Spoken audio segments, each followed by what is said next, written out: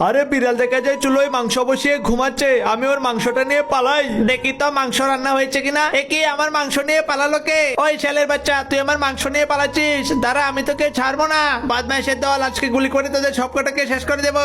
এই বন্ধুরা নে, অনেকদিন পরে মাংস পেয়েছি, সবাই পেট ভরে খেয়ে নে। চোরের বাচ্চারা আমার মাংস খেয়েছিস, এইবার তোদের আমি ছাড়বো না। ওই বিড়াল, আমাদের মাংস খাওয়া শেষ, নে তোর মাংস আমরা তোকে দিয়ে দিয়েছি। ওই তোরা কি করলি? আমার শরীরে মাংস চুরি মারলি কেন? দাঁড়া, তোদেরকে আমি এক্ষুনি গুলি করছি। ওরে বিড়াল তো গুলি শুরু করেছে, চল আমরাও গিয়ে এর উপর আক্রমণ শুরু করি। এই বন্ধুরা, সবাই এই বিড়ালের উপর আক্রমণ শুরু করো।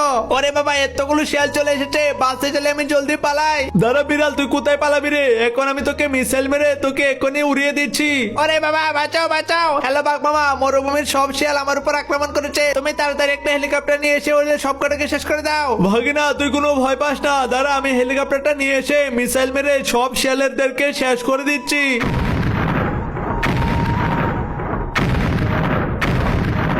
এই তো সবগুলো শেষ। হ্যাঁ হ্যাঁ, ছেলের দল, বুঝ এবার কেমন লাগে আমার সাথে বাঘ মামা থাকতে? তোরা আমার কোনো ক্ষতি করতে পারবি না।